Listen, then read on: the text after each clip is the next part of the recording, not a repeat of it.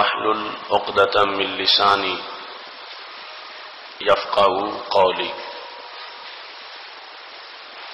الحمد لله وحده والصلاة والسلام على من لا نبي بعده وعلى آله وأصحابه الذين أوفوا عهده. أما بعد فأعوذ بالله من الشيطان الرجيم.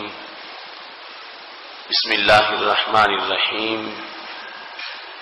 كتاب أنزلناه إليك مبارك ليدبروا آياته وليتذكر أولو الألباب.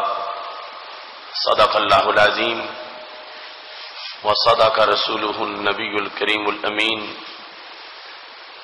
إن الله وملائكته يصلون على النبي يا أيها الذين آمنوا صلوا عليه وسلموا تسليما. الصلاة والسلام عليك يا سيدي يا رسول الله وعلى آلك وأصحابك يا حبيب الله. مولاي صل وسلم دائما أبدا على حبيبك خير الخلق كلهم منزه عن شريك في محاسنه فجوهر الحسن فيه غير منقاسم. يا أكرم الخلق مالي من ألوذ به سواك عند حلول الحادث العممي. ربي صل وسلم دائما أبدا على حبيبك خير الخلق كلهم. آنکھوں کو نور دل کو سرور ملتا ہے. آنکھوں کو نور دل کو سرور ملتا ہے. قرآن پڑھنے سے رب غفور ملتا ہے. حرف حرف ہے اس کا نجات بشر کا ضامن. حرف حرف ہے اس کا نجات بشر کا ضامن. نظام زیست بندگی کا شعور ملتا ہے. اسی کے ذہن میں جلوہ فگن ہو فہم قرآن. اسی کے ذہن میں جلوہ فگن ہو فہم قرآن. جس کی ہر سوچ میں عشق حضور ملتا ہے. ورق ورق پہ یہاں بکھرا ہے ایک لطف جدید. ورق ورق پہ یہاں بکھرا ہے ایک لطف جدید. سطر سطر میں اور بین السطور ملتا ہے. ذوق بیدار کو کہتے سنا کہ اے آصف. ذوق بیدار کو کہتے سنا کہ اے آصف. وقف وقف پہ یہاں جلوائے طور ملتا ہے. آنکھوں کو نور دل کو سرور ملتا ہے. قرآن پڑھنے سے رب غفور ملتا ہے.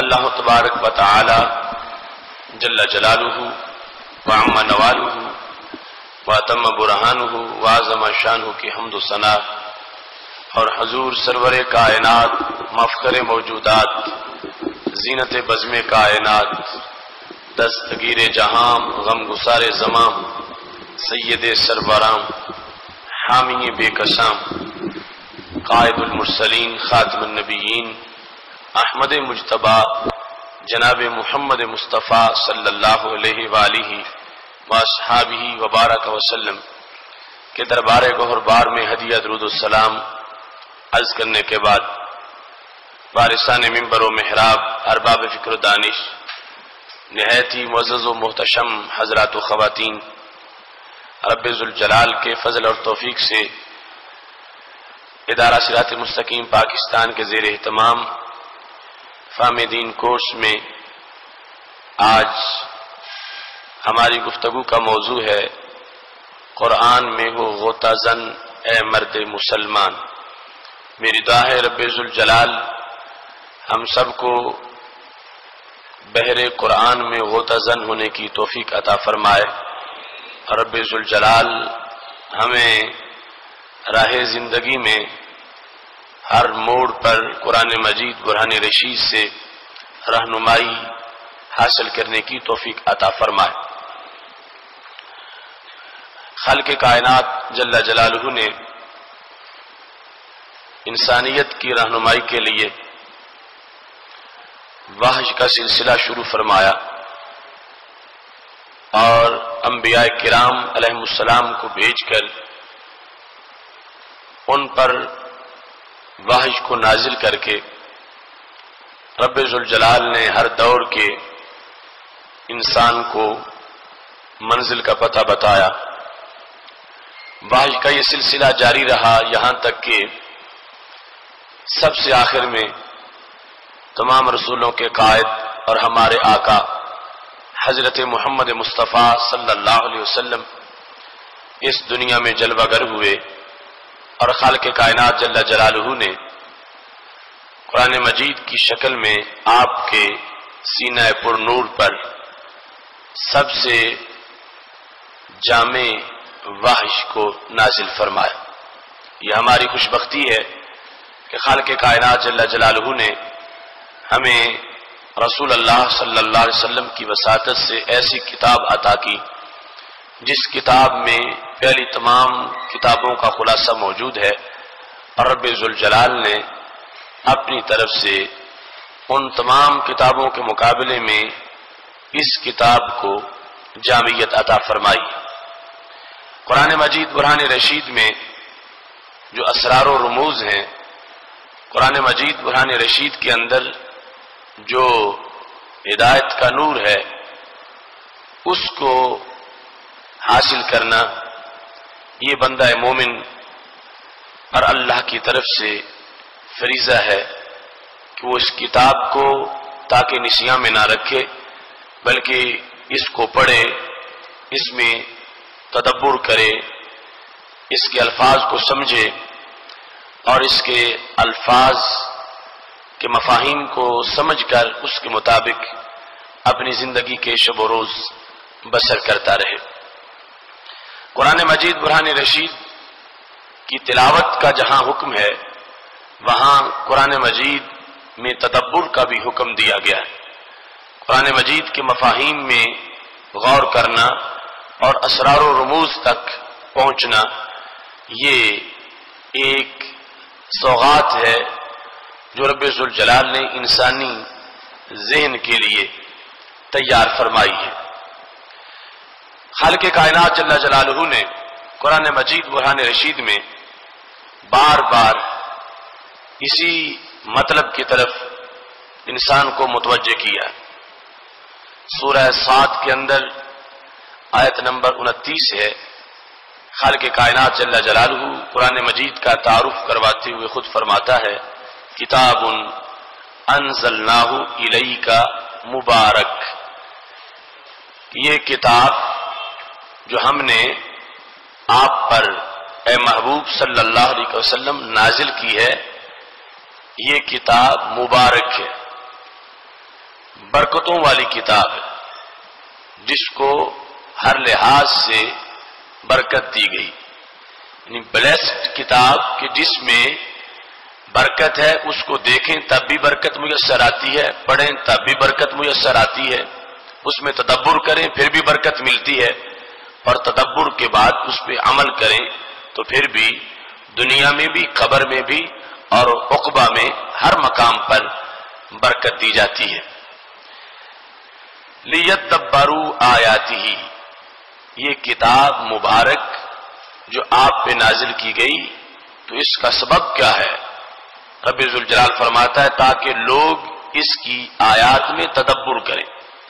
لیدبروا آیاتہ، اس کتاب کی آیات میں لوگ تدبر کریں، وَلِيَتَذَكَّرَ أُولُو الْأَلْبَابِ، اور جو عقل والے ہیں وہ اس سے نصیحت پکڑیں، یعنی پہلے تدبر ہوگا اور تدبر کے بعد پھر اس تدبر کے مطابق عمل ہوگا، کیونکہ صرف تدبر مقصود نہیں ہے، تدبر کے بعد جو تدبر کا تقاضا ہے عمل بالقرآن، وہ تقاضا بھی قرآن مجید برہان رشید نے خود بیان کیا ہے۔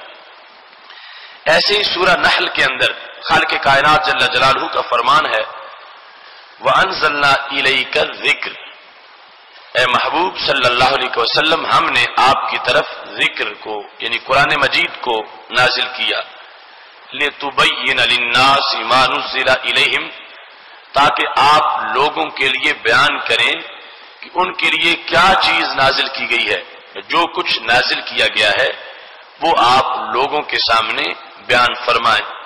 وَلَعَلَّهُمْ يَتَفَكَّرُونَ، اور تاکہ لوگ اس میں تفکر کریں. تدبر اور تفکر یہ مقصد ہے قرآن مجید کے نزول کا، اور پھر تدبر اور تفکر کے بعد اس کے مطابق عمل کرنا، یہ قرآن مجید کا انسانیت سے تقاضا ہے.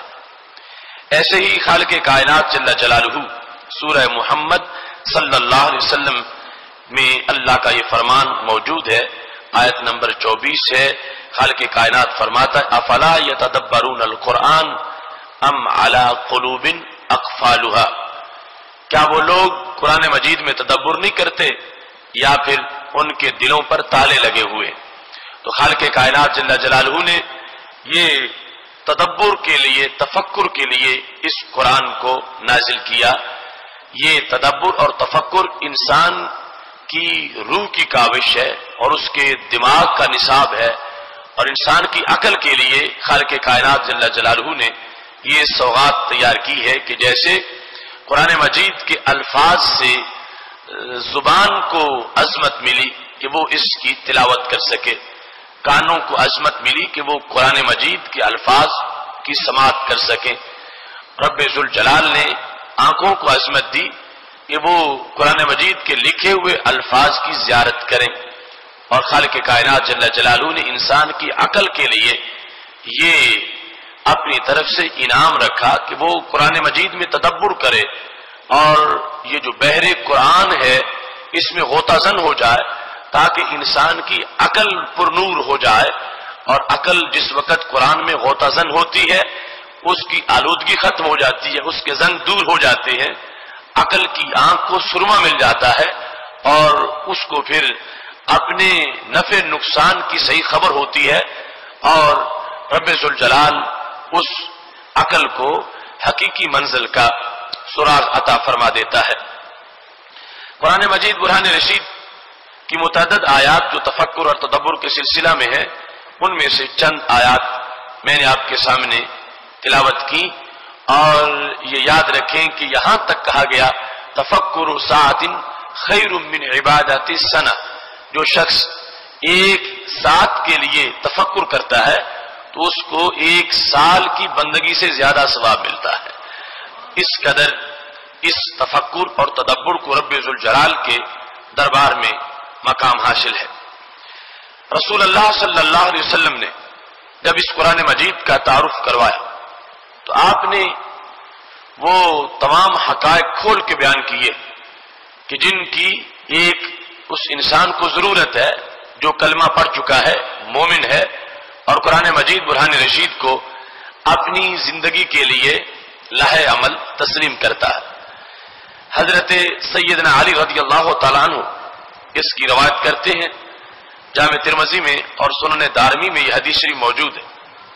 حضرت علی رضی اللہ تعالیٰ عنہ کے پاس کچھ فتنوں کا ذکر کیا جا رہا تھا، تو آپ نے کہا کہ میں نے رسول اللہ صلی اللہ علیہ وسلم سے یہ سنا ہے، آپ فرما رہے تھے الا انہا ستکون فتنہ، کہ کچھ وقت کے بعد فتنہ پیدا ہو جائے گا. جب رسول اللہ صلی اللہ علیہ وسلم نے یہ غیب کی خبر دی کہ مستقبل میں فتنوں کا زمانہ آ جائے گا، فتنے پیدا ہو جائیں گے، قلت، حضرت علی رضی اللہ تعالیٰ عنہ کہتے ہیں میں نے پوچھا مل مخرج منہا یا رسول اللہ صلی اللہ علیہ وسلم، اللہ کے نبی حضرت محمد مصطفیٰ صلی اللہ علیہ وسلم آپ نے جو مستقبل کی خبر دی اور ایک مرض کا بیان کیا جو مرض امت کو لگنے والا ہے، تو اس کا علاج بھی آپ ارشاد فرما دیں کہ جب وہ مرض لگ جائے گا تو اس مرض سے انسان چھٹکارا کیسے حاصل کر سکتا، اس سے بچنے کے لیے علاج کیا ہے. جب اس بھمر میں امت کی کشتی پھنس جائے گی تو پھر کنارہ کیسے ملے گا. مل مخرج منہا یا رسول اللہ صلی اللہ علیہ وسلم، اس فتنے سے پھر ہم نکل کیسے سکیں گے. تو رسول اللہ صلی اللہ علیہ وسلم نے جواب ارشاد فرمایا قال کتاب اللہ، اللہ کی کتاب ہے کہ جو تمہیں فتنوں سے بچائے گی، اللہ کا قرآن ہے جو تمہارے لیے ان روحانی امراض کے لیے شفا بن جائے گا۔ کتاب اللہ ہمیشہ تمہارے پاس موجود رہے گی، اور جس دور میں بھی کوئی فتنہ پیدا ہوگا اس فتنے کا حل قرآن مجید میں موجود ہوگا، اور اس فتنے سے ستائے ہوئے لوگ اور اس فتنے سے بیزار لوگ جب اس فتنے سے بچنا چاہیں گے تو قرآن مجید برہان رشید کی تعلیمات ہر فتنے سے انسان کو محفوظ کرنے کے لیے کافی ہیں۔ یہ لفظ بولنے کے بعد کہ کتاب اللہ فتنوں سے بچائے گی، رسول اللہ صلی اللہ علیہ وسلم نے پھر کتاب اللہ کے چند اوصاف کو ذکر کیا۔ اب یہ اوصاف ہیں کہ جن کو پیش نظر رکھ کر آج ایک مومن کو شوق پیدا ہوگا اور اسے رغبت ہوگی کہ وہ دوسری چیزوں کو چھوڑ کر اس کتاب کو پڑھے، قرآن کی طرف راغب ہو جائے اور شوق سے قرآن مجید کو پڑھے۔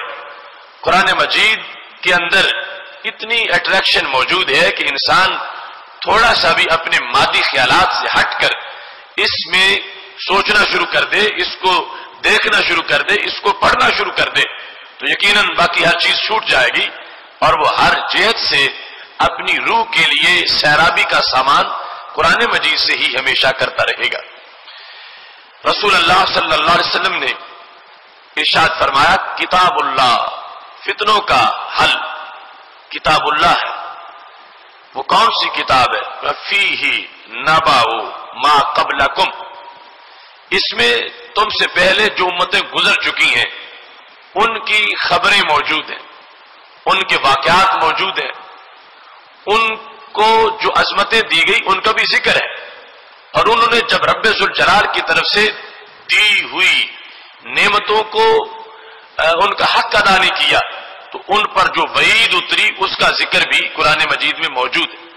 لہذا تم سے پہلے کا جہان، جس جہان پر اللہ کا جس قدر کرم ہوا، انہیں رب نے جتنا نوازا، اور اس کے بعد جو لوگ ان نعمتوں کے لیے ناشکر بنے اور خالق کائنات جل جلالہ کی طرف سے انعامات پر انہوں نے آگے سرکشی اختیار کر لی تو ان کا جو حشر ہوا، ان کا جو انجام ہوا، خالق کائنات جل جلالہ نے سب کچھ وہ قرآن مجید میں ذکر فرمایا ہے۔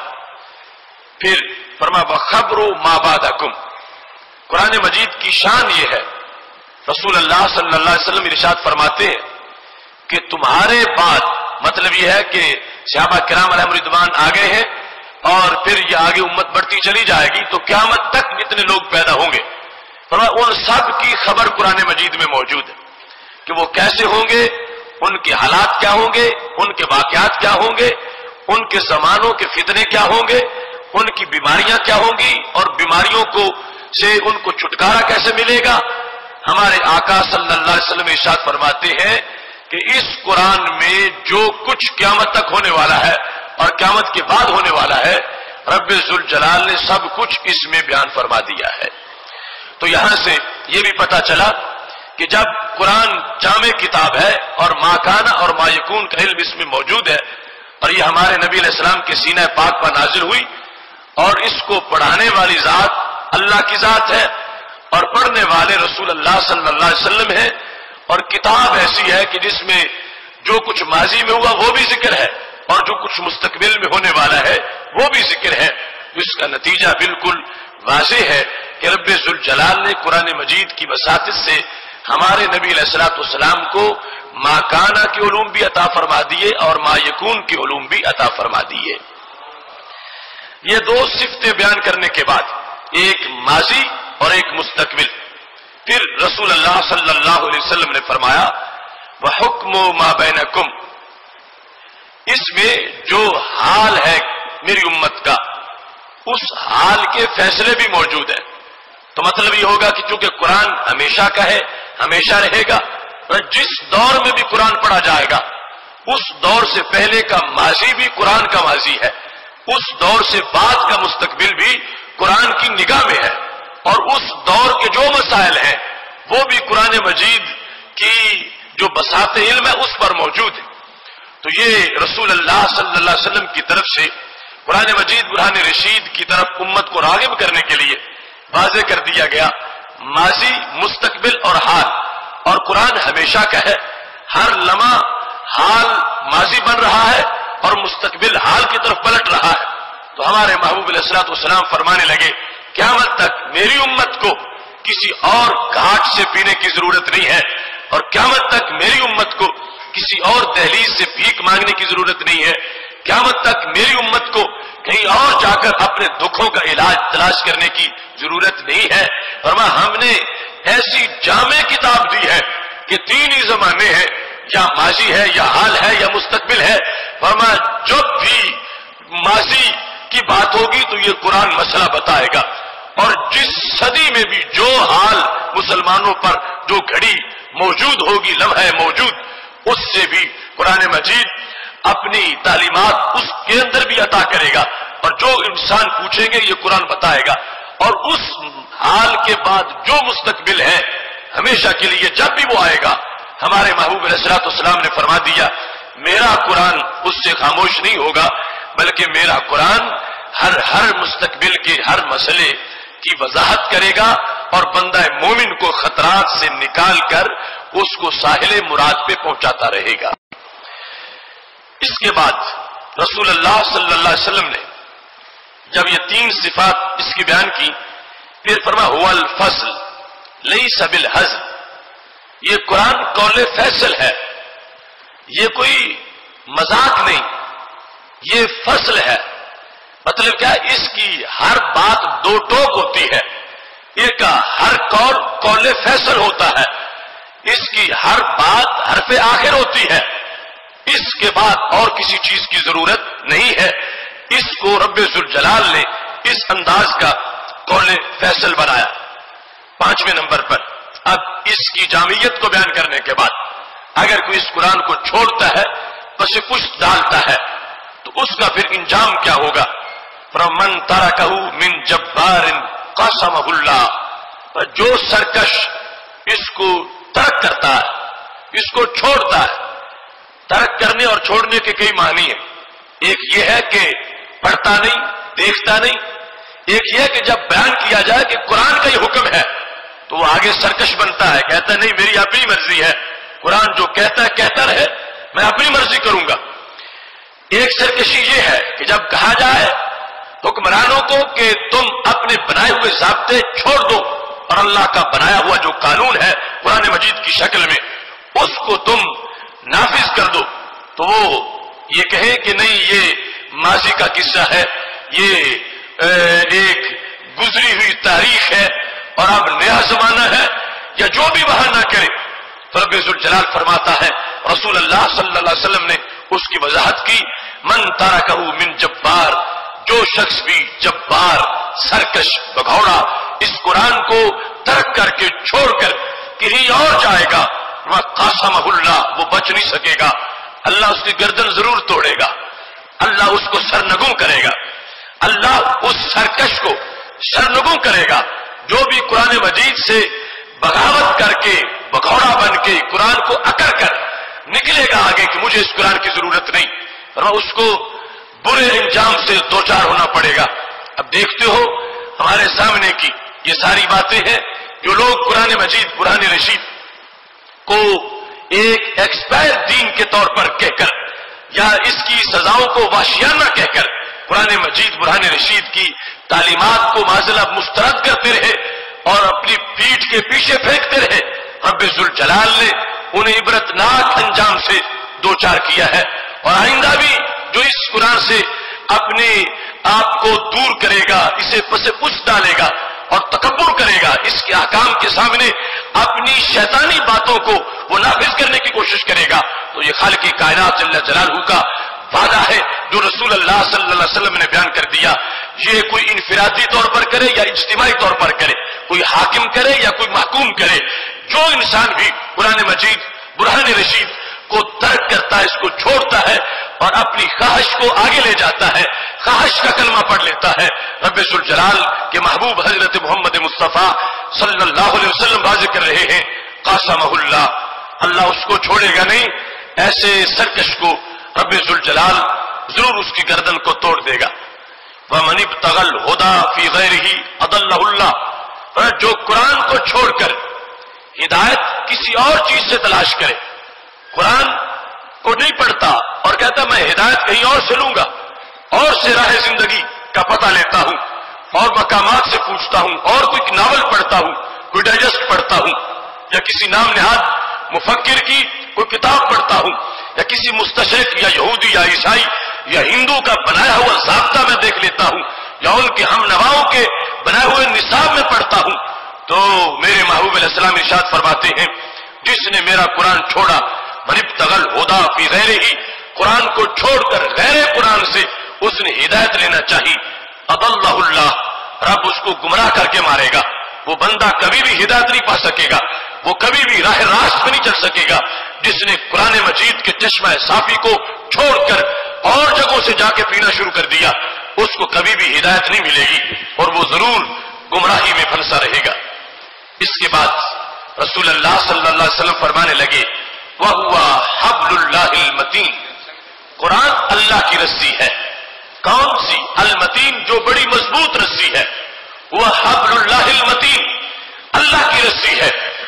اب اس میں اگر انسان تدبر کرے کہ اللہ کی رسی اس کا کتنا، اس کی لمبائی ہوگی کہ یہ طاقت بھر کتنی ہے، ایک پختہ کتنی ہے، اور اس کے فوائد کیا ہے، ہم اپنے طور پر سوچے تو وہ ایک اپنا تدبر ہوگا، مگر رسول اللہ صلی اللہ علیہ وسلم نے جو اس کی وضاحت کی ہے وہ وضاحت سب سے اعلیٰ وضاحت ہے کہ حبل اللہ، اللہ کی رسی، اور پھر عام رسی نہیں، متین، بڑی مضبوط رسی۔ اس کا مطلب کیا ہے؟ امام بہقی نے شعب ایمان میں اس حدیث کو روایت کیا ہے، رسول اللہ صلی اللہ علیہ وسلم سے حضرت ابن شریح خزائی یہ روایت کرتے۔ اب یہ فہم دین کی برکات ہے کہ آج ہمیں ان مجالس جن کو ہم دیکھ نہ سکے مگر ہمیں پیار ان مجالس سے ہے کہ جب نبی علیہ الصلوۃ والسلام تشریف فرما ہوتے اور صحابہ دائیں بائیں بیٹھے ہوتے، صحابہ کرام علیہ رضوان مسجد نبی میں بیٹھے ہوتے، سرکار دو عالم صلی اللہ علیہ وسلم تشریف لے آتے اور آپس میں گفتگو ہوتی، ہر انسان کا شوق تڑپتا ہے کاش کہ میں بھی شریک محفل ہوتا اور مجھے بھی پتا چلتا کہ محبوب علیہ السلام کیا فرما رہے تھے۔ اگرچہ ہم اس محفل میں شریک نہ ہو سکے، اپنی آنکھوں کے کٹورے ان کے جمال حسن سے، حسن کے سمندر سے نہ بھر سکے، مگر یہ پھر بھی ان کا کرم ہے کہ اس امت کو وہ سند کی برکت عطا فرمائی ہے کہ جس سے جو کچھ وہاں بیان ہوتا رہا وہ ہر لفظ امت تک ہو بہو اسی طریقے سے پہنچا ہے۔ اب رسول اللہ صلی اللہ علیہ وسلم کے بارے میں ابن شریح کہتے ہیں خرج علینا رسول اللہ صلی اللہ علیہ وسلم، ہمارے نبی علیہ الصلوۃ والسلام ہمارے پاس تشریف لائے اور آتے ہی آ کے سوال کر دیا، کیا فرمایا؟ الیس تشہدون ان لا الہ الا اللہ وانی رسول اللہ، کیا تم گواہی نہیں دیتے کہ خدا ایک ہے اور میں اس کا رسول ہوں؟ یہ سوال کیا صحابہ کرام علیہ رضوان سے۔ پتا ہے کہ یہ سارے خدا کو ماننے والے ہیں اور مجھے رسول مانتے، لیکن اس کے باوجود یہ جو نعرہ تکبیر و رسالت کا دہراتے رہنا ہے یہ اسی حدیث سے ماخوذ ہے کہ سب کلمہ پڑھتے ہیں لیکن پھر اس کو کہا کیا تم گواہی دیتے ہو کہ اللہ ایک ہے اور میں اس اللہ کا رسول ہوں؟ فقلنا، صحابہ کہتے ہیں نعم، ہم نے کہا ہاں ہم گواہی دیتے ہیں، اللہ کے سوا کوئی معبود نہیں ہے اور آپ اس رب کے سچے رسول صلی اللہ علیہ وسلم ہیں۔ جب یہ گواہی صحابہ کرام علیہ رضوان نے دی، اس کے بعد نبی علیہ الصلوۃ والسلام نے یہ ارشاد فرمایا فإن هذا القرآن سبب، فرمایا یہ قرآن ایک سبب ہے، یہ جو سبب کا لفظ آپ اردو میں بولتے ہو یا پنجابی میں، فرمایا یہ قرآن ایک سبب ہے۔ سبب کا مطلب کیا ہے؟ فرمایا یہ قرآن ایک رسی ہے، کتنی بڑی اور کس انداز کی؟ فرمایا طرفہ بید اللہ، اس کا ایک کنارہ اللہ کے ہاتھ میں ہے، طرفہ بید اللہ، اس رسی کا ایک سرا رب کے ہاتھ میں ہے، وطرفہ بایدیکم، اور دوسرا کنارہ تمہارے ہاتھ میں ہے۔ یعنی قرآن نے کیسے بندے کو رب سے ملایا ہے، قرآن نے کیسے مخلوق کو رب تک پہنچایا ہے، اور قرآن مجید کتنا بہترین سہارا ہے رب تک جانے کا۔ ہمارے نبی علیہ الصلوۃ والسلام فرمانے لگے، میرے صحابہ تمہاری شان ہے غیب پر ایمان لانا، تم نے جنت کو دیکھا نہیں، میں نے کہا تم مان گئے ہو، تم نے جہنم کو دیکھا نہیں، میں نے کہا تم مان گئے ہو، تم نے رب کو دیکھا نہیں، میں نے کہا تم مان گئے ہو، پر میں ایسے ہی سمجھو تمہیں رسی نظر نہیں آتی، مگر میں نے قرآن کی شکل میں قیامت تک اپنی امت کو رسی عطا فرما دی ہے، اور وہ رسی کس کے ہاتھ میں ہے؟ فرمایا ایک طرف تمہیں پکڑا دی ہے، دوسری طرف وہ رب کے ہاتھ میں ہے۔ اب اس رسی کے ساتھ جس کا تعلق ہے، جس رسی کو رب نے پکڑا ہوا ہے، وہ بندہ پھر بھٹک کیسے سکے گا، وہ بندہ پھر ڈوب کیسے سکے گا، وہ بندہ کسی طغیانی کی نظر کیسے ہو سکے گا، وہ بندہ طوفانوں کی نظر کیسے ہو سکے گا؟ تو میرے محبوب علیہ الصلوۃ والسلام نے فرمایا قرآن ایک رسی ہے، یہ کتاب ہدایت ہے، یہ نسخہ کیمیا ہے، یہ نصاب انقلاب ہے، اور یہ زندگی گزارنے کا سہارا ہے، اور یہ بندے کی رب سے ملاقات ہے، اور یہ انسان کا اپنے خالق کے ساتھ رابطہ ہے۔ فرمایا ایک طرف اس رسی کی رب کے ہاتھ میں ہے، اور دوسری طرف کی جو رسی کا کنارہ تھا رب نے مجھے بھیجا ہے، اور میں نے وہ کنارہ تمہارے ہاتھ میں پکڑا دیا ہے۔ قیامت تک کے لیے انسان کو میں نے وہ رسی کا سرا دے دیا ہے۔ یہ ہمارے محبوب علیہ السلام کا احسان ہے۔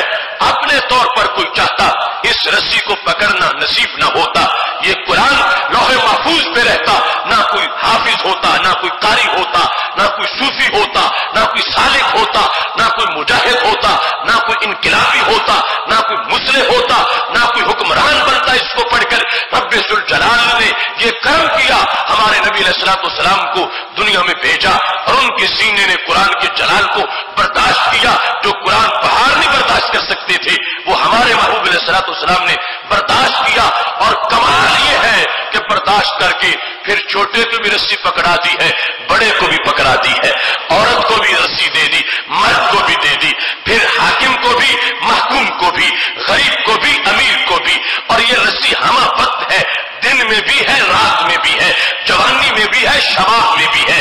یہ اس وقت بھی تھی، اور آج 15ویں صدی کے مسلمانوں کے لیے بھی ہے۔ فرمایا میں نے یہ رسی تمہارے ہاتھ میں دے دی ہے، اور ادھر یہ رسی رب نے پکڑی ہوئی ہے۔ اب رب ذوالجلال کے ہاتھ میں جو رسی ہے، اس رسی کو رب سے کوئی نہیں کھینچ سکتا، وہ اللہ کے ہاتھ میں رہے گی۔ اب آگے فرمایا جو بگڑے گا، جو گمراہ ہوگا، وہ خود رسی کو چھوڑ کے چلا جائے گا۔ اللہ کے ہاتھ میں رسی ہے، ادھر سے تو چھوٹنے کا کوئی اندیشہ نہیں، کوئی احتمال نہیں۔ اس نے جو پختگی سے پکڑی ہوئی ہے، وہاں سے کوئی چھڑا ہی نہیں سکتا۔ فرمایا اب میری امت یہ تمہارے اوپر ہے کہ تم رسی کو کتنا مضبوطی سے پکڑے رکھتے ہو۔ اگر تم خود چھوڑ گئے اور ڈوب گئے تو کل شکوہ نہ کرنا، ہم نے رسی پکڑا دی ہے، اب تمہارا کام ہے مضبوطی سے پکڑے رکھنا، اور جو مضبوطی سے پکڑے رکھے گا اس رسی کو، فرمایا کبھی نہیں ڈوبے گا، اس واسطے کی دوسری طرف سے چھوٹنے کا کوئی احتمال نہیں ہے۔ محتشم سامعین حضرات، رسول اللہ صلی اللہ علیہ وسلم نے جب رسی کی بات کر دی، آگے کیا فرمایا؟ یہ پیار ہے آپ کو اپنی امت سے۔ فرمایا فتمسکوا، رسی کو مت چھوڑنا، میری امت رسی کو پکڑے رکھنا۔ تمسکوا، اس رسی کو جو میں نے پکڑا دی ہے اپنے ہاتھ میں رکھنا۔ فإنکم لن تضلوا، اگر تم رسی پکڑے رہو گے، فرمایا میں گارنٹی دیتا ہوں کبھی گمراہ نہیں ہوگے۔ لن تضلوا تاکید نفی ہے مستقبل کے لیے، فرمایا کبھی بھی تم گمراہ نہیں ہوگے۔ ولن تہلکوا بعدہ ابدا، اور کبھی جو ہے وہ تم ہلاکت میں نہیں پڑو گے، اور ولن تہلکوا بعدہ ابدا، کبھی تم ہلاک نہیں ہوگے۔ تو یہ گارنٹی دے دی ہمارے محبوب علیہ الصلوۃ والسلام نے، اور یہ تعارف کروا دیا اپنی اس کتاب کا۔ فرمایا اب یہ تمہارا کام ہے، میرا کام تھا رسی تم تک پہنچانا، رسی یقیناً تم تک پہنچاتی ہے، اور وہ رسی مضبوط بڑی ہے، اور پھر مضبوط ہاتھ میں ہے، یعنی جو اللہ کی شان کے مطابق اس کا ہاتھ ہے، اس ہاتھ میں وہ رسی ہے۔ اب اگر کمزوری دکھانی ہے تو تم نے دکھانی ہے، اگر تم کمزوری نہیں دکھاؤ گے، اس رسی کو مضبوطی سے تھامے رکھو گے، جتنے بھی فتنے آ جائیں، جتنے بھی مصائب آ جائیں، جتنی ہلچل مچ جائے، جتنی فتنوں کے زلزلے اٹھے، اور جو کچھ بھی ہو جائے، فرمایا یہ رسی نہ ٹوٹنے والی ہے، اور نہ رب کے ہاتھ سے چھوٹنے والی ہے. اب آگے تمہارا ہے کہ تم اس رسی کے ساتھ مضبوط رہنا. فرمایا اگر تم اس کو مضبوطی سے پکڑے رکھو گے پھر فرمایا یہ انداز ہے لن یتفرقا، میرے اہل بیت اور میرا قرآن یہ دونوں ہمیشہ موجود رہیں گے اور جو ان کے ساتھ منسلک ہوں گے حتی یردا علی الحوض، میں حوض کوثر کے پاس کھڑا ہوں گا. جو ان سے تعلق رکھنے والے ہیں جب یہ میرے پاس پہنچے گا تو تعلق والے بھی میرے پاس پہنچ جائیں گے. رسول اللہ صلی اللہ علیہ وسلم یہ دعوت دینا چاہتے ہیں کہ قرآن کو یہ تاکہ نسیاں میں کوئی نہ رکھے، اس کے ساتھ تعلق تازہ رہے، برقرار رہے، ہمہ وقت رہے اور اس سے پوچھ کے انسان زندگی بسر کرے.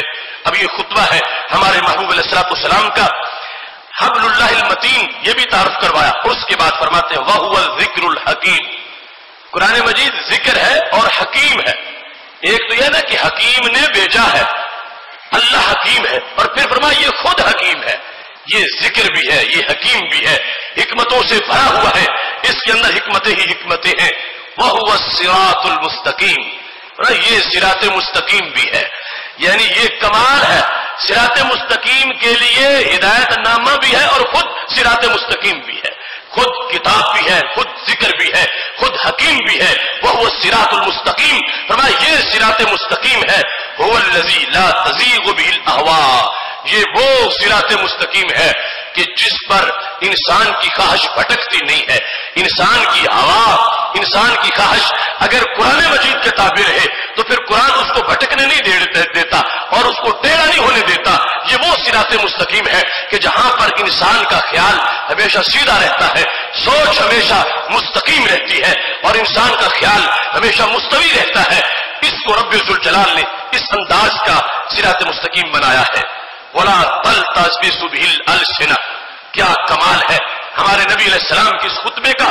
فرمایا لا تلتبسُ بِهِ الْأَلْسِنَةُ، کبھی زبانوں کو قرآن مجید کے بارے میں کوئی اشتباہ نہیں پڑتا.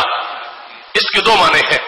ایک یہ ہے کہ جو بندہ سلیم العقل ہے، سلیم الفطرت ہے، تو جب قرآن پڑھے گا تو اس کی زبان مانے گی کہ یہ اللہ کا قرآن ہے.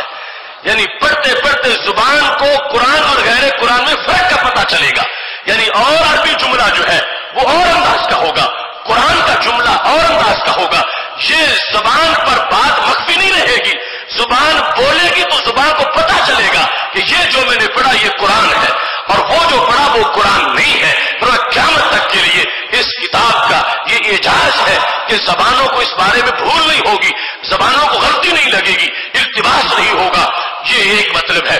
اور دوسرا یہ مطلب ہے فرمایا زبانیں اس کو پڑھنے میں سختی محسوس نہیں کریں گی، زبانیں اس کو آسانی سے پڑھیں گی، زبانیں اس کی تلاوت کرتے وقت بڑی روانی سے تلاوت کر لیں گی. جو تھوڑی سی بھی کوشش کرے گا قرآن مجید برہان رشید روانگی سے پڑھنا شروع کر دے گا. اور یہ بھی اعجاز ہے، دنیا میں کوئی کتاب ایسی نہیں کہ جس کو یاد کرنے والے اتنے ہوں جتنے قرآن کے حافظ موجود ہیں. کوئی کلام ایسا نہیں، کوئی کتاب ایسی نہیں کہ جس کو یاد کرنے والوں کی تعداد قرآن مجید کے حفاظ کے نصف تک پہنچ سکے، 10ویں حصے تک پہنچ سکے. یہ محبوب علیہ الصلوۃ والسلام نے واضح کیا کہ میں وہ کتاب تمہیں دے رہا ہوں کہ جس کتاب کو جس جیسے دیکھو گے دل کرے گا کہ اس سے تعلق ضرور ہونا چاہیے. مشکل نہیں ہے پڑھتے وقت. وَلَقَدْ يَسَّرْنَا الْقُرْآنَ لِلذِّكْرِ فَهَلْ مِن مُدَّكِرٍ، یہ پڑھتے وقت حفظ کرتے وقت جتنی یہ آسان ہے اتنی دنیا میں کوئی بھی کتاب آسان نہیں ہے. اور یہ ساری غیب کی خبریں ہیں. میرے محبوب علیہ السلام فرماتے ہیں وَلَا يَشْبَعُ مِنْهُ الْعُلَمَاءُ، اس قرآن کو پڑھ کے کبھی بھی علماء سیر نہیں ہوں گے کہ کہیں اب کافی پڑھ لیا ہے. شبع کا مطلب ہوتا ہے کھانا کھا کے سیر ہو جانا. وَلَا يَشْبَعُ مِنْهُ الْعُلَمَاءُ، اور اس قرآن سے کبھی بھی علماء سیر نہیں ہوں گے. یعنی جو بھی اس کو پڑھے گا عالم بنتا جائے گا اور جتنا بنے گا اتنی بھوک زیادہ لگ جائے گی. وہ اور تدبر کرے گا اور آگے بڑھے گا اور سوچے گا اور اس میں وہ تفکر کرے گا. اور یہ بھی نبی علیہ الصلوۃ والسلام کی غیب کی خبر ہے. اب ایک انسان جس نے بچپن سے شروع کیا، 3-4 سال کا تھا، ناظرہ پڑھا، پھر حفظ کیا، پھر اس نے صرف و نحو کو پڑھا، پھر 16 علوم پڑھ کے وہ عالم دین بن گیا. اس کی زندگی بسر ہوتی گئی، وہ 80 سال کا ہو گیا، وہ 90 سال کا ہو گیا، وہ 1 صدی کا ہو گیا، مگر پھر بھی اس کے دل میں ایک کشش ہے کہ میں مزید قرآن کو پڑھوں، میں مزید سمجھوں، میں مزید اس کے نکات کی طرف جاؤں، میں مزید اس کے اسرار و رموز کو سمجھوں۔ تو یہ بھی محبوب علیہ الصلوۃ والسلام کی طرف سے اس کتاب کا تعارف بھی ہے اور دعوت ہے کہ جس سمندر میں غوطہ زن ہونا ہے وہ سمندر ایسا نہیں کہ جہاں پر تمہیں غوطہ زن ہونے کے لیے پانی ہی میسر نہ ہو یا اس کی گہرائی نہ ہو، اور وہ اتنی گہرائی ہے، اتنی گہرائی ہے کہ بندے کی زندگی ختم ہو سکتی ہے غوطہ زن ہوتے ہوتے، قرآن کی جو تہ ہے اس کو ہاتھ نہیں لگا سکتا۔ فلا یشفع منہ العلماء، علماء اس کو پڑھیں گے، بار بار پڑھیں گے، بار بار پڑھیں گے، سیر نہیں ہوں گے۔ تو اس بات کی طرف اشارہ تھا کہ اس کے اندر لذت اتنی ہے جو جتنا بھی آگے بڑھے گا اس کو اتنا اور شوق پیدا ہو جائے گا، کیونکہ نہ سیر ہونے میں جس وقت کوئی بندہ کسی کھانے سے سیر نہیں ہوتا تو مطلب کیا ہوتا ہے، اس کی طلب اور باقی ہوتی ہے، اس کی اشتہا ہوتی ہے، اس کی مزید اس کو خواہش ہوتی ہے کہ مزید مجھے ملے، مزید مجھے ملے۔ یہ کمال ہے اس کلام کا کہ جن لوگوں نے زندگیاں اس میں بسر کر دی، ایک ایک صدی اس کے اندر سیر کرتے گزار دی، اور اس کو پڑھتے پڑھتے وہ آخری لمحات تک پہنچ گئے، پھر بھی کہنے لگے ابھی تو ہم بالکل آغاز میں تھے اور اس قرآن کے اختتام کی حسرتیں باقی رہ گئی ہیں۔ یہ انداز ہے، اس قرآن کو اتنا جامع اور گہرا سمندر بنا دیا گیا ہے، فرمایا جو بھی اس میں غوطہ زن ہوگا اس کو اس کے آگے مزید گہرائیوں کی طرف رہنمائی ہوتی چلے جائے گی، اور جس کو جتنا ملے گا وہ نہیں کہ اتنا لے کے وہ بس کر جائے، نہیں، اس کو شوق پیدا ہوگا، اور جو شوق بڑھتا جائے گا تو قرآن مجید اس کو اپنا فیضان مزید عطا فرماتا جائے گا۔ اس کے بعد رسول اللہ صلی اللہ علیہ وسلم نے کیا ارشاد فرمایا؟ یہ ساری غیب کی خبریں، یعنی جس کا تعلق قرآن سے ہے وہ بھی سمجھے، جو تھوڑا پڑھتا وہ بھی سمجھے، ہر لحاظ سے اس میں آج ہمارے سینوں کے جو امراض ہیں ان کا علاج بھی ہے، اور جو صورتحال ہے اس کا بیان بھی ہے۔ کتنا عظیم جملہ ہے، فرمایا ولا یخلق عن کثرت الرد، فرمایا یہ قرآن زیادہ پڑھنے سے کبھی بوسیدہ نہیں ہوگا۔ ایسے ہوتا ہے نا، کوئی کلام ایک بار پڑھا، 2 بار پڑھا، 3 بار پڑھا، 4 بار پڑھا، 5ویں بار جی نہیں کرتا کہ اب اس کو پڑھوں۔ کوئی کتاب 2 بار پڑھ لی، 5 بار پڑھ لی، 10 بار پڑھ لی، پھر بندہ اکتا جاتا ہے۔ فرمایا لا یخلق عن کثرت الرد، رد کا مطلب ہے بار بار پڑھنا، تکرار کرنا، دہرانا۔ فرمایا کبھی بھی یہ قرآن بوسیدہ نہیں ہوگا۔ بوسیدہ کا مطلب کیا ہے کہ اس کی آیات سے بندے کا دل اچاٹ نہیں ہوگا کہ اب میں 10 قرآن ختم کر چکا ہوں، اب میرا دل نہیں کرتا قرآن پڑھنے کو، فرمایا ایسا نہیں ہوگا۔ قرآن مجید کو کوئی جتنی بار پڑھے گا، جتنی بار پڑھے گا، جب بھی پڑھے گا قرآن اس کو تازہ محسوس ہوگا۔ اگر اس نے 100 بار پڑھا ہے پھر بھی تازہ ہے، اگر اس نے 1000 بار پڑھا ہے پھر بھی تازہ ہے، اگر اس نے 1,00,000 بار پڑھا ہے یہ پھر بھی تازہ ہے۔ یہ ہمارے نبی علیہ السلام کی دی ہوئی غیب کی خبریں ہیں، اور یہ قرآن کا وہ سمندر ہے کہ جو آج ہمارا موضوع ہے، قرآن میں ہو غوطہ زن ہے مرد مسلمان، اللہ تجھے عطا کرے جدت کردار کہ یہ ایسا سمندر ہے، ایسا سمندر ہے کہ جس کے اندر اتنی گہرائی ہے اور جس میں اتنی چاشنی ہے، لذت ہے، اتنی آشنائی ہے کہ جو بھی اس کی شناوری کرتا ہے غوطہ زن ہوتا ہے، تیراک بنتا ہے، اسے نئے نئے آفاق نظر آتے ہیں، اور رب ذوالجلال اس کو مزید دلچسپی عطا فرماتا ہے۔ لا یخلق عن کثرت الرد، یہ بوسیدہ نہیں ہوتا، بلکہ جو پڑھتا ہے جتنا زیادہ پڑھتا ہے اتنا اس کو زیادہ تازگی محسوس ہوتی ہے، زیادہ لذت اس کو آتی جاتی ہے۔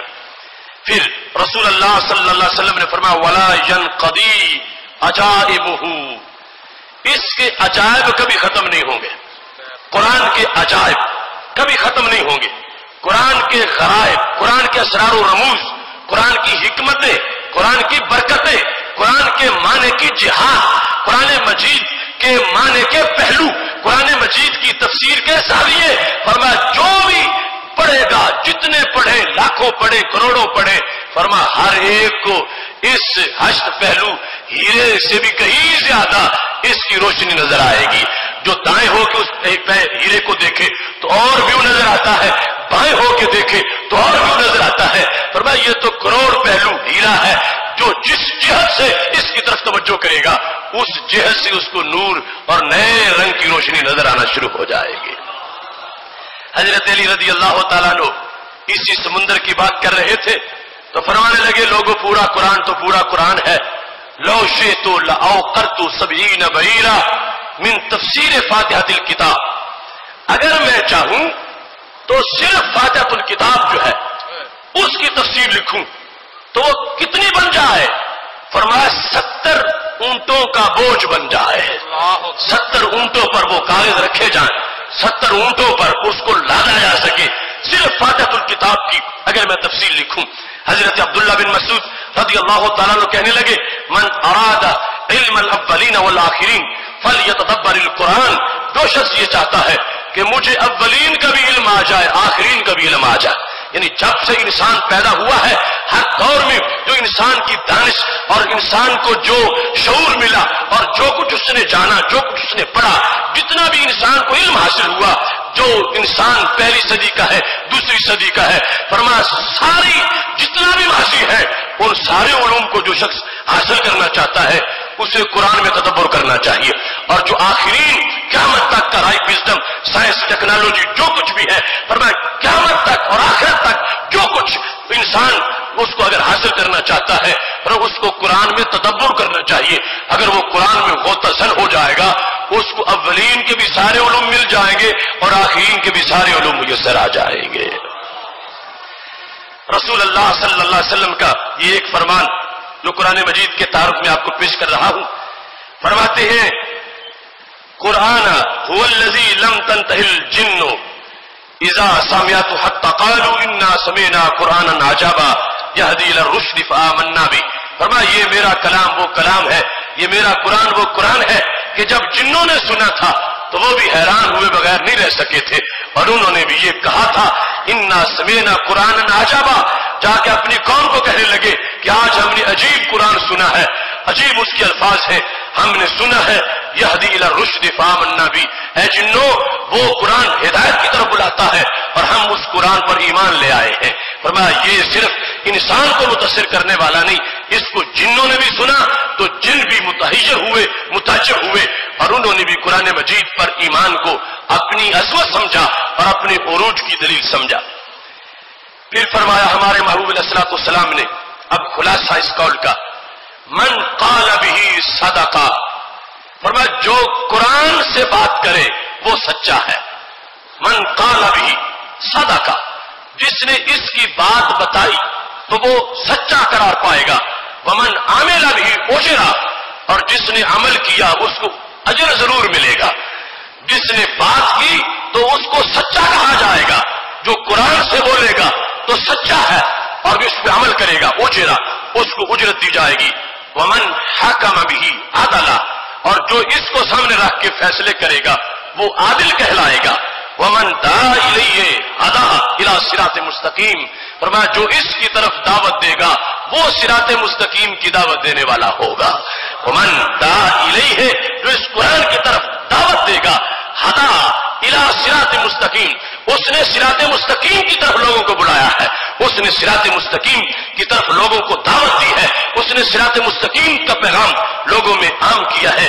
یہ ایک فرمان ہے ہمارے محبوب علیہ الصلوۃ والسلام کا جس میں آپ نے یہ رغبت دلائی کہ قرآن کی طرف توجہ کرو، اس لحاظ سے کہ اس کے بہت سے اوصاف ہیں، بہت سے کمالات ہیں، اور جو بھی اس کی طرف توجہ کرے گا وہ محروم نہیں رہے گا۔ رب ذوالجلال ہر دور کے مومن کو اور ہر دور کے انسان کو اس قرآن مجید سے عظمتیں عطا فرمائے گا۔ قرآن میں ہو غوطہ زن مرد مسلمان، اللہ کرے تجھ کو عطا جدت کردار، یہ آج کا ہمارا موضوع ہمیں یہ دعوت دے رہا ہے کہ اگر ایک انسان یہ چاہتا ہے کہ وہ اپنے بارے میں سوچے کہ وہ بنجر زمین رکھتا ہے یا زرخیز زمین رکھتا ہے تو قرآن مجید سے اپنا تعلق اس کو چیک کرے کہ اس کو کتنا قرآن آتا ہے، قرآن مجید کی طرف وہ کتنا متوجہ ہے اور قرآن مجید اس کو کتنا فیض عطا کر رہا ہے۔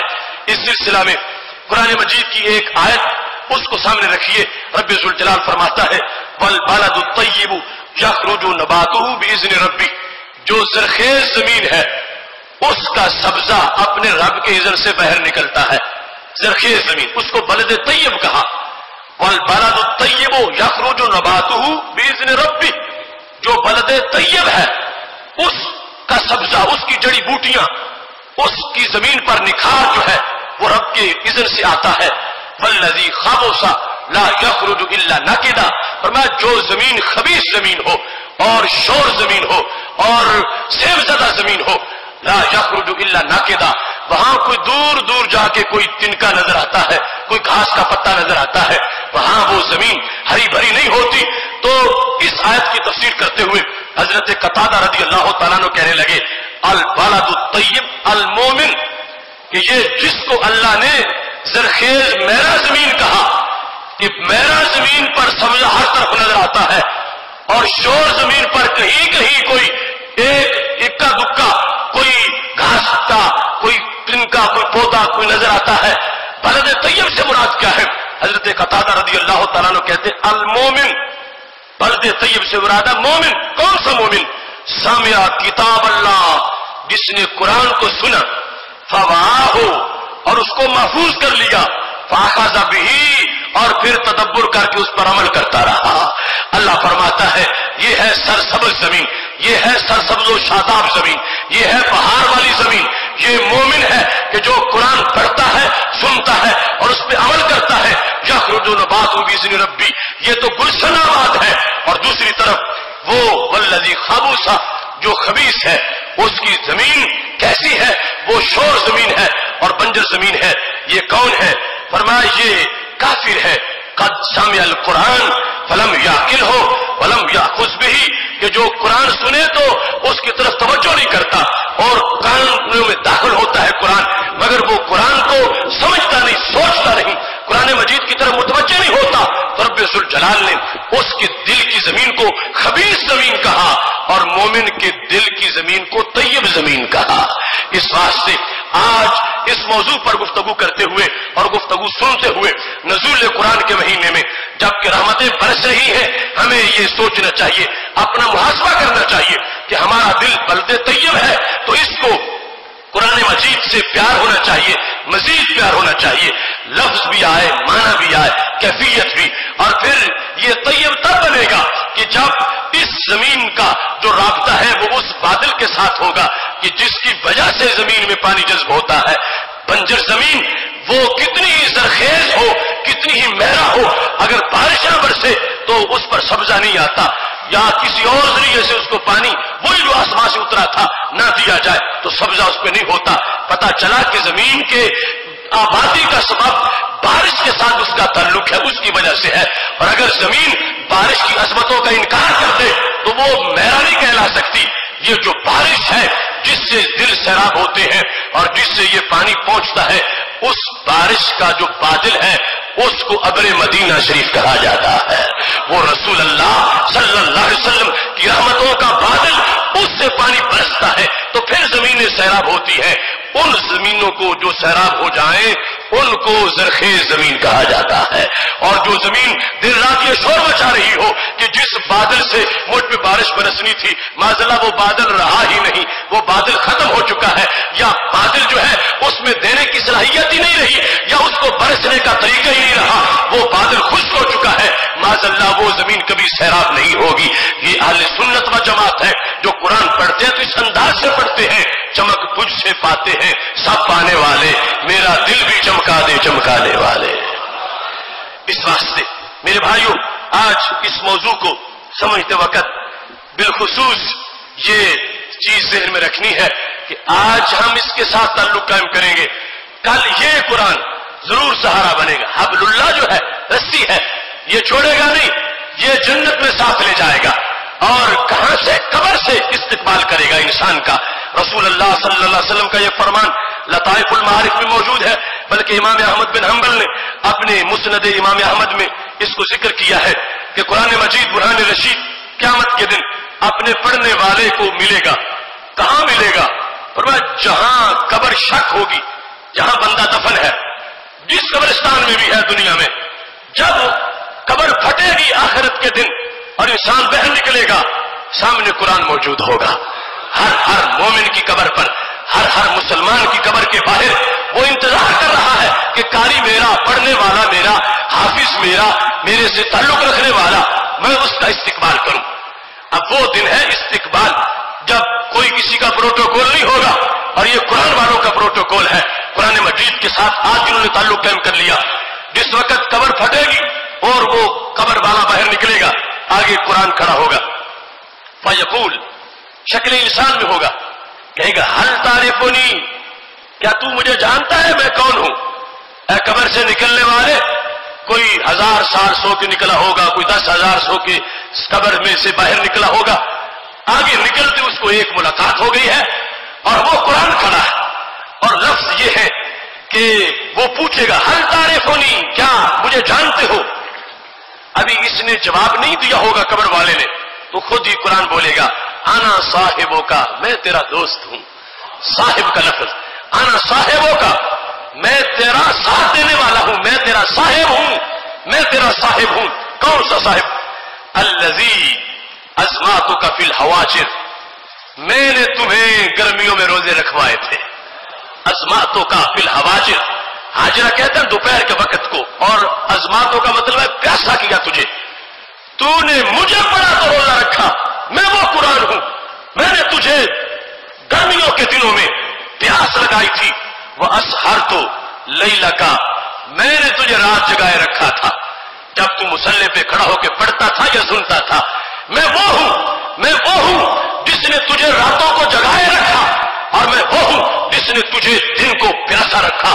آج حشر وفا ہو گیا ہے اور میں تمہیں وصول کرنے کے لیے آ گیا ہوں، تو نے دنیا میں میرا ساتھ دیا تھا، میں آج تیرا ساتھ دینے کے لیے آیا ہوں۔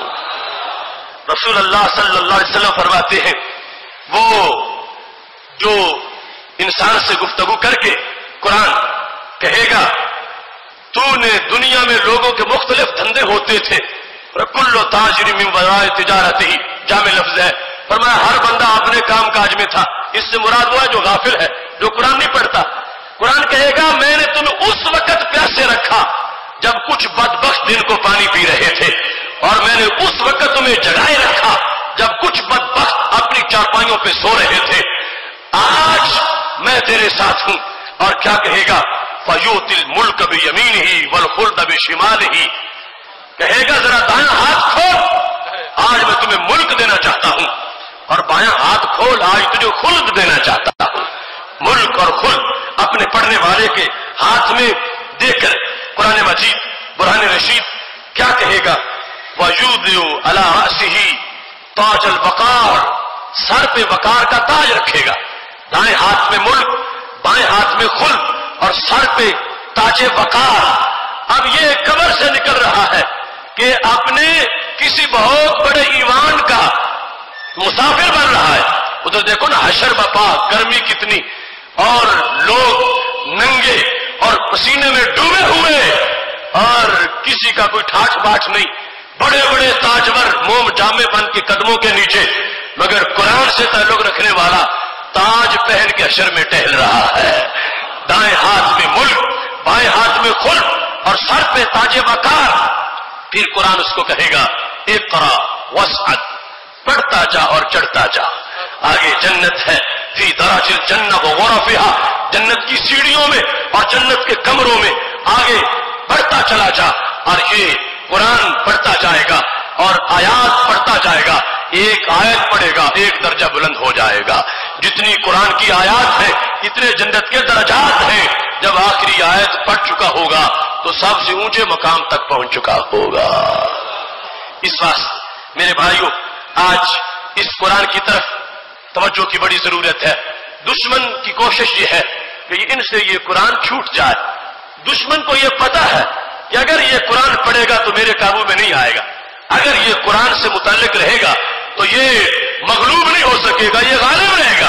یعنی اس کو ہمارے قرآن کے بارے میں یہ بالکل کلیئر ہے کہ قرآن میں پاور بڑی ہے، قرآن میں عروج بڑا ہے، اور جن کا قرآن ہے معذاللہ وہ بھولتے جا رہے ہیں، وہ بیماری کا علاج قرآن سے نہیں پوچھتے، وہ سمجھتے شاید واشنگٹن میں ہماری بیماری کا حل ہے، جبکہ واشنگٹن والوں کو پتا ہے کہ مسلمانوں کا قرآن سب کچھ رکھتا ہے، اور کسی طریقے سے ان سے قرآن چھین لینا چاہیے، ان کو قرآن سے دور کر دینا چاہیے، ان کو قرآن اور ان کے درمیان کوئی دیواریں بنا دینی چاہیے۔ قرآن اور مسلمان کے درمیان کوئی خلیج حائل کر دینی چاہیے. کافر کو پتا ہے کہ قرآن میں پاور بڑی ہے اور مومن بھولتا جا رہا ہے.